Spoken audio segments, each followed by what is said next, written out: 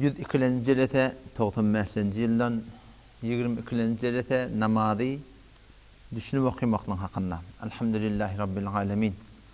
Ve salatu ve selamu ala seyyidina seyyidil enbiyayı vel mursalin ve ala alihi ve sahbihi ecma'in. Elhamdülillah Müslüman oğlum şu mevzu olan al-kiliyat namazi düşünüp okumakla. Tam şu hakkında elhamdülillah ahirrağıdan. Allahümme iyyâke na'budu, Allahümme nesta'inuke. Duayı kunuta vardık. Tam şol bazen men öz aramında bir zatlar görýän, şonu dikkat etsen namazda, namazın zahiri, namazın batyny eseri var diye. Yani sünnete mutabık duran heykelin oturmun sünnete mutabık bolsa, şu yürek ýagdaýynda gaýymlanmaklygyna Allah'ın ýadyna düşmekligi, huzu gelmekligi batyny sebäp diýer. Otam şu taýdan rukuğa gidemizde şu barmakların arasını açmaklık gerek. Diýdiň tutýaňa, şu ortaky barmak ayaň tünküne ýabyşyp, ýerin şeýle ýaýratmaly. Osam secdäge gidende elden ýygnamaly şeýlerdi. Açyk durmaly. Şeýleje ýygnamaly. Oturamyzda atyja goýmaly. Ne açmaly, ne ýymmaly. Tebiýje goýmaly, şu toratynda. Birde ayaň arasynda säýetmel awal derher suret barmaklan, ayaň barmaklar var ha. Şeýle duranyň meni günäh käsirki ýok. Ýöne şeýle musabbatdan başardyň wara barmaklaryny kıbla garşy ýüzlendirmek. Şonu ödüň adat etseň, birde duranda da şu öz iki gerşiň mygdarynça rahat durýanda beter açyk durmaly. Beter ýafy denaly şeýit durýar da şu var. Denalydan hyýalyk bilen nispet ýafykda durmaly. O şeýle beter açykda durmaly. Şu orta ýanyjy ödüň ýapam rahat durýarsyň. Ayaklaryň barmaklary kıbla garşy marahim bolmaklyk şu da mustahabbatdan. Şolar inşallah rahat etsek namazyň içer ýagdaýy dogurlanýar. İçer ýagdaýy ki Allah Taala ýada düşüp durmaly. Bugun Hudaý hakykatyn sizler biziň aramyzda gaflet ba. Namazda biz Allahu ekber Hudaý ulugany ýani Hudaý ýazyşynak. Şu gadar gaflet gedigler. Allahu ekber diýen Hudaý ulugany ýan o taşaňsyň diýip beter. Bazarda geçdi. Allahu ekber diýip duran ýagdaýymyzda Allah ýadyňyşynak. Şu gadar bir de gaflet gedigler Hudaýdan kıyamatda näme diýip, şonky şu hakynda gurrun ady bol. Şonky şu hakynda biziň aramyzda bir muzakira edip gurrun edip durana mutasifana. Walhamdulillah sada gurrun edilýär ikindi men aşam arasynda her gün nejelete bar. Her wagt egelteňde inşallah taala kän ödüňde peýda bolar. Şahsy men ödüm oturýan ödüme peýda bolýar ýani. O gijeki ýahdadan sonra da şeýle alhamdulillah jeletere bolup dur, şunda kän bir de peýda bar. Barely dersimizde bardyk nämek Allahümme nesta'inuke ya Rabbi Allah bil nesta'inuke tenen kömek diýät we nestagfiruke ya Allah tenen günälerimiň bağışlamaklaryny diýät. Ondan sonra näme? Allahümme nesta'inuke we nestagfiruke we nu'minu bike taňa iman etdiýät we netewekkalu aleyke taňa tewekkül etdiýät. Ondan sonra el-fadil ýadyma berdi. Namazyň sen şobar ýadyma başga ýoksa. Ve nusni aleykel hayr. Teni qawlyk bilen ýatlaýar. Ýöten şonda gurrun geldi. Ondan sonra neşkuruke, taňa şükretýär dedi. Ve la nakfuruk, taňa kufra nemet etmeýär. Ýöten şonda gurrun boldy. Ke şükretmeklik näme? Diliň bilen şükretmeklik, elhamdülillah diýmeklik, Hudaýa şükür diýmeklik we ameli şükretmeklik näme şey? Allah Taala bilen peýgamberiň aýdyny bolmaklyk. Ve la nakfuruk, kufr etmeslik.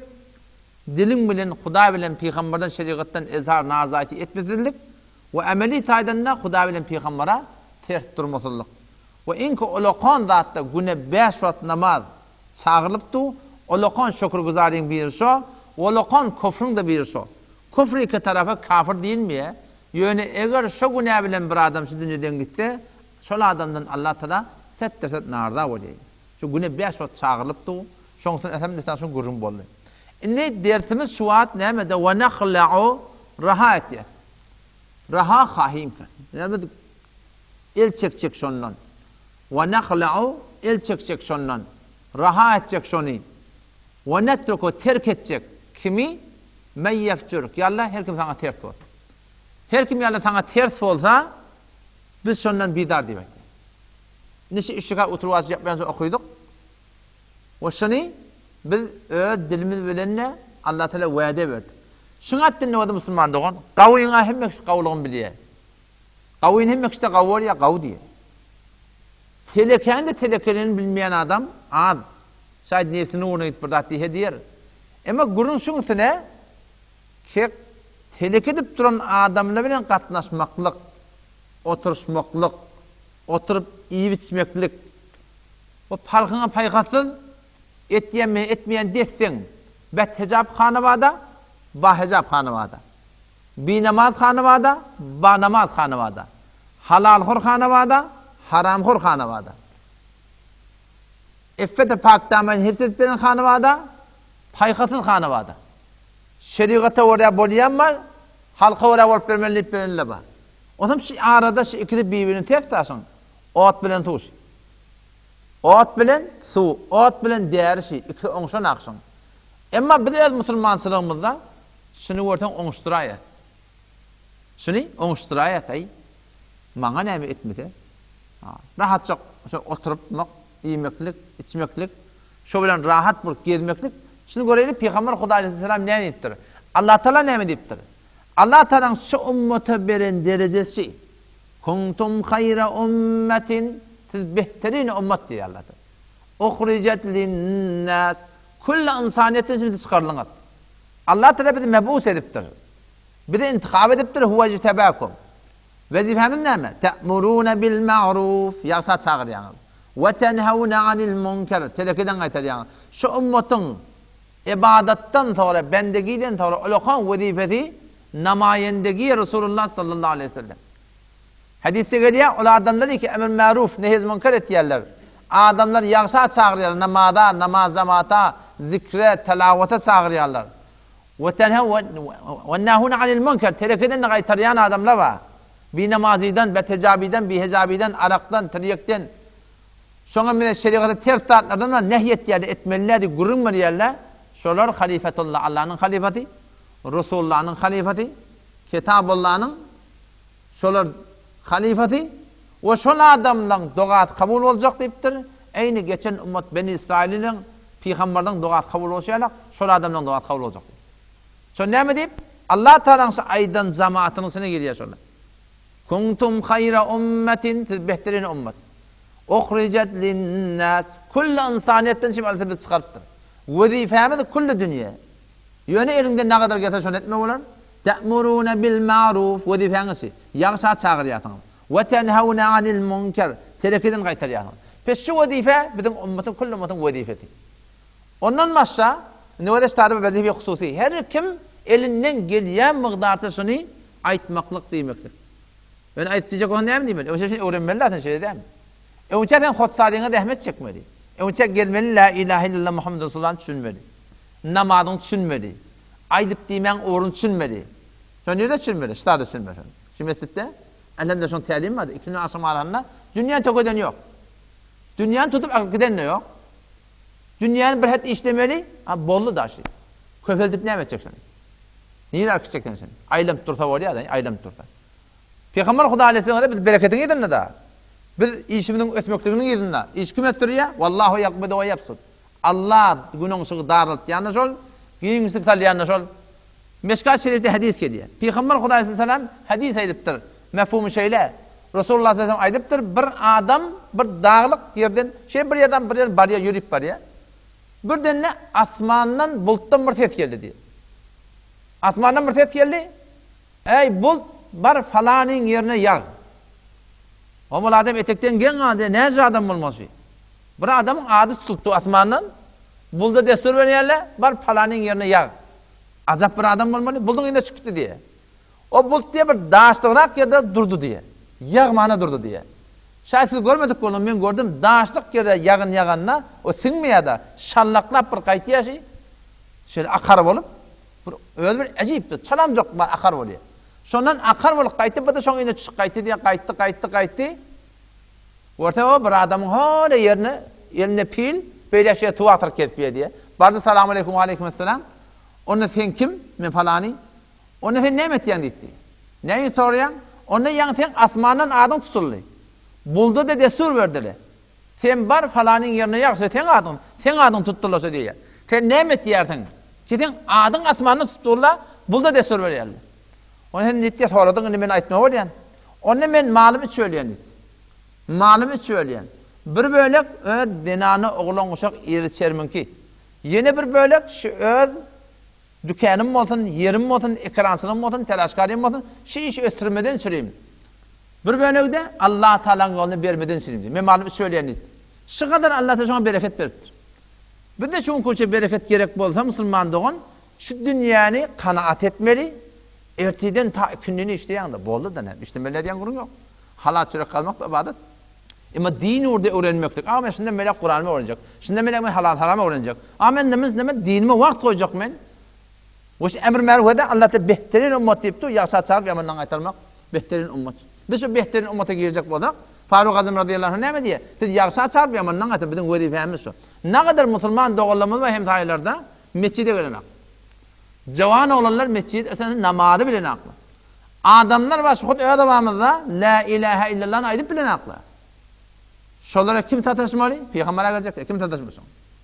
Biz wezife hususy bilen her gaýtymyz şulardan etmeklik ýöne uça hotsazy gerek. Derzemni hotsazy hanawada sazy gerek. Derzemni kişilerle bir rahmet çeker, jamaň gybalyna bilen wezifemiz bar. O da Allah Teala näme diýär? Wal takum minkum ummatun yed'una ilal hayr. Baýetsizlerden bolmaly bir jamaati. Kenämetler? Yed'una ilal hayr. Hayra karşı çağırtırlar. Hem işe şöyle, işi, İslam'a karşı, Kur'an'a karşı, Diyanet'e karşı, kulli suretine dehmet çekip dururlar İslam'a. İslam'ın hükümlerini aydıp. Ve her vakitte camiada tereke ortala kaytartırlar. Yaxşı etmelerde yaxşını aytırlar. Ve ye'murune bil ma'ruf. Sizden bir cemaat bolmalı, yaxşı çağırtırlar, yaxşı emrettirler ve yenhevne anil terekeden kaytartırlar. Ve ulaike humul muflihun. Khas cemaat necat tapacak cemaattirler. Elimizden gelýän migdarsa Allah bilen peýgamberin dini dehmet çekmek. Bu da hatda bir nerede eşitdir sahy. Maňa saňa şu oglanjyklardan otalansaň ogruyanna, oguljugum ödüň awatan bolar, halkma işim bolmasyn, tallansaň gata iptir köýürtirler. Biz de anantyr şeýle uşusyn. Şunu ödüň awatak bollaw, namaz okuýsan ara tutsan bollaw, halk bilen işmadyň. Sen boynuňa çyktym o. Sen boynuňa çykmak gerek, sen boynuňa okpatdyrlar inälekim. Ýöne bizim habarmy ýok musulmandyň. Hop bu gurunany gawurun. Gurun şuňysyna we nahla we rahat etjek, we nettuku terk etjek kimi meýyepsik her kim saňa ters bol. Şu gurun şuňysyna Allah tebarek we taala şuň hakyna Qur'an'a ayet göterip aýdypdyr ki eger biz özümüz günäkärçilik edip bir günäkärçilik edip ýene jamaada da biz ýagşa çağırıp yamandan gaýtarmasak Allah Taala'nın lanety bizim başymyza geljek. Lu'inellezîne keferû min bani İsrail. Lanet edildiler kafirler. Min bani İsrail. Bani İsraillerden. Alâ lisâni Davud ve İsa ibn Meryem. Davud aleyhisselamın dilinden. İsa aleyhisselam Meryem'in dilinden. Şolar lanet edildiler. Näme derekli? Zâlike bimâ asav. Günahkârçılıkta yaşaptırlar. Ve kânû ya'tedûn. Hududu ilahini deviyadiler yüreğin doğru vatanını. Kânû lâ yetenâhevne an munkerin fe'alû. Telekiş etdiler. Şondan qaytarmadılar diye. Lebi'se mâ kânû yef'alûn. Ne kadar telekiş diyorsan etdiler. Ödü günahkârçılıkta, ödü hududu ilahi veren işi yok. Telekeden ne qaytaran hakkı. Allah tarafından lanet edildi diye kafirler. O sahip bildirin biz Müslüman kim? Biz Müslüman kim? Ola kafirler hakkında inen ayet. Peygamberimizin açıklattır. İbn Mesud radıyallahu anh ne diyor? İnne men kana qablakum kana iza amila'l amilu fihim bil khati'a ja'hun nahi. Sizin geçenlerinde şform boldu diye Beni İsrailler. Ki her vakti ki bir günah ederdi diye. Tireçek vati, arası vati, rahat çaqtiğarcak vati, engana tiğar günah yatın çıkıptır. Neyse yolun orada barda birden 100 tümen logolette atla. Hem adam sana değerlidir diyor. Ama günah ne çemin tümen tüsteyen atmalar koyar. Kim fikret diye Allah şey hem malını verir, hem canını verir, hem özüne neslini verir, hem öz abrayını verir. Namaz okuyana yanı durmak kim oluyor? Hem imanını verir, qaharın geleni soyadın o şey, Hudaýadyň o söne. Qaharın geleni? Hawa. Der öçke näme diye atana şoň birin diýdi. Allah Teala'nın beren amanat cismine bir hıyanat boldu. Telek ida amilal amilu fihim bil khatiya günah edipdi. Akardun zat gördür bilen günahkärçilikde çilimçek oturla işip cahun nahi bir gelirdi diye ta'ziren faqala ya hadi falani İttakilla, Allah'dan kork. Beytme, güneşi, malını derer, şeriatta yok şey, beytmelleşini. Feyda kana minel gad, erti yeni görüye, yeni şey önkü bir namazıyla, yeni inşal triyek bilen, şarap bilen, taňa diýsem şoför marakim, bir hut zatla bilen, bir hut filmle bilen, bir hut oturuşukla bilen, yeni şoförüm. Jalasahu ve akalahu ve şarabahu. Erti diye şoförüm, kennehu lem yarahu ala hatiyatin bil ams. Eyni şun günahda görmedik ya, iyiydi, içti. Rahatça şöyle dostluk girdi diýdi, taze dilleşi de. Şöyle yine gatnaşdy diye, engar ki, Allah şu bir namaz getiplendir meň ýoldaşym. Şu tirek çekip berendir, mene çekemek, ýanyna tur ýany. Ara spender mene çekemek, ýanyna tur ýany. Du tarsary hawada men ken hawatim ýok, ýa-da bar ýanyna. Gyjak ona ekerdun saatba, oğlanlar hoşluklyk bitýär da. Hat goşuşyp dur şoňa. Kennehu lem yara alaka bil amsi felemma ra'a azza ve cel, vakti ki Allah Teala şeyden gördü diye, minhum daraba kuluba ba'dihim ala ba'd. Bazılarının yüreklerini kaçtırdı diye. Yani qawa adamların yürekleri telek adamla yalak qoptur. Olan da ahlaklaşyla yalak qoptur. Olan da ruhiyatsla yalak qoptur. Olan da tefekkürle yalak qoptur. O da telek öwren, bu da telek öwren. Atdy bilýär saňa. Öwrenşýän den şo bilen, öwrenşýär. Ondan sonra sümme la'anahum ala lisani nebihim. Toram Allah Teala vakti ki şöyle şey etdiler. Şöyle öt peygamberinin dilinden, Davud bilen İsa aleyhisselam dilinden lanet etti diye. Ondan sonra peygamberimiz näme diýdi? Toram peygamberimiz ýa ayet okuyupdyr. Ýa ayeti okuyup aýtdy diye. Şu ayet okuýdy. Lu'inellezine keferu min bani İsrail. Lanet edildiler kafirler bani İsrail'den ala lisani Davud ve İsa ibn Meryem. İsa aleyhisselamın dilinden, Davud aleyhisselamın dilinden näme diýip? Zalika bima asaw, günah kesirget diýdiler. Ve kanu ya'tadun, bu da günah kesir. Hudud ilahinde felak etýärler. Kanu la yetenahawna an munkar. Telekeden gaytaran akla oturuşup iyi biçipdir şöyle bilen. Atdy şo bilen zindigi edipdir. O wakty ki şeýtler Allah Taala yürekden birbirini kaçtırdı, lanet etti. Peygamberimiz näme diýär? Vellezî nefsi Muhammedin bi yedihi. Qasam bolsun ol bir zaty ki Muhammedin jany şoň elinde. Aleyhissalatu vesselam la ta'murunna bil ma'ruf, siz hatmen ýaşa çağırın. Ve la tenhawunna anil munkar, siz hatmen telekeden gaytarın. Ve la ta'khudunna ala yedis safi. Nadan bilmeýän edip duran adamyň elinden tutun. Ve la ta'tirunna alal haqqi atra. Şon çekden dip hakka getirin dipdir. Israr bilen gel jany oňa sen ýalňysyp dur. Yo eger beýtmeseň, goşuşyp ketseň engar. Aw la yadribannallahu quluba ba'dikum ala ba'd. Sizin de yürekleriniz birbirine vurar, Allah da kaçtırar. Yüreğinden imanın nuru gider. Yüreğinden iman halavati gider. Yüreğinde teleken yürlenmeklik gider. Sonra yel'anakum kema la'anahum. Eyni şol kafirleri lanet etşiyalak. İsa aleyhisselam bilen Davud aleyhisselamın dilinden Allah da sizi lanet eder deydi. Gurun şunsu ne bilýär? Şiýany qawa. Teleke. Gurun bütün üstümde. Belki Hudaý din, diyanat, peygamber şeriat diýip ýat. Bizim oturuşup turýan yerimiz, gatnaşýan yerimiz, bark gelişýän yerimiz hewara şunu aňlamaly. Bitirsiň habarda bolmaly. Ýani wede teleke bilen talamasmaly diýen gurun ýok. Talamasmaly diýen gurun ýok bar. Gafsyndan barmaly diýen gurun ýok. Aýtdy ýene bir zatda barmaly diýen gurun ýok. Ýöne barsaň nesihat berjek diýip barmaly. Ýöne şo bilen hususy goşuşyp eýni zat ýok, ýaja kurup gelmeli. Qıyın orta ay falan gelen ağa, men dününün kümmetli doktorumdan sonra etdi. Gelen ağa, o gelmeden korkan men. Näme diýip, men in heme aýtdym taňa şeýleşi. O sen ýene eden ağa, men öňe tek iýip oturmaly. Gaty qıyın gordy şo. Men nämeden qıyın gordy? Men Hudaýdan korkmaly. Sen Hudaýdan korkmaly. Keten şo rahatça oturup ýeşek, otamda Hudaý Taalaň rahmeti maňa taňa bolmaly. Inna rahmetallah beşek Allah'ın rahmeti qaribun minel muhsinin. Qawa adamlara Allah'ın rahmeti ýakyndy. Vakti biz teleke olmasak da teleke bilen goşuşyp berdik. Peygamberimiň şaýdan gebidäsi. Allah tabi lanet edecek diye. Indi bir wagt bolýar da bir dohtolan bolýar diýen urýar da, ama bir ýerde işleýär. Tirek çekip duran haýty ýene bir adam gatym marym. Hoda tabi elinden gelmeýän oý. Elinden gelmeýär, elinden gelmeýär. Emma sen elinden gelip du, sen şöyle ýene oturuşup dost bolup, gatnaşyp sadedik gelmeklik hanawady gitaýdan, hususy taýdan dost ýar diýip ýene bir adam musulmandygyň şi gaty bir hatarda. Bir ayet okuyun, hungurun tökü değil. Vaktin bolu ki. Ayet sedi çehil. Sureye Nisa'nı barda okuyun. وَقَدْ نَزَّلَ عَلَيْكُمْ فِي الْكِتَابِ Allah ayetiye. Tebareke ve Teala. وَقَدْ نَزَّلَ عَلَيْكُمْ فِي الْكِتَابِ Qat'en biz şu Kur'an'da hükmettik. Nemen ya Rabbi Allah? En izâ semi'tum âyâtillâhi hirvâti ki eşteniz Allah Teala'nın hükümlerini yukferu biha inkar edildi. Ve yustehzev biha maskar edildi. Bir jere tabarıp durdun. Şeriata ters zatlar edip durlar. Allah'ın dinine ters, şeriata ters kepliyorlar, şeriata ters bolýarlar. Fela taqudu ma'ahum. Şöyle bilen bile oturuşman diyor Allah Teala. Hatta yahudu fi hadisin gayri. Tam başka bir gurun koşuşyan sala. Şu jerete iki şotada ara gıçıp durlar, tire çekip durlar. Yeni bir görüntülük edip durlar. Haydi bir dap oldu. Ekerdun caduta şöyle bilen bile oturuşmalıydın. Otursan ne hemen? Bizim yüreğimiz doğru ki. Bizim yüreğimizde tire kaçırık yok. Allah ne dedi? İnnekum ile mislum. Siz en şöyle yalaksız dedi.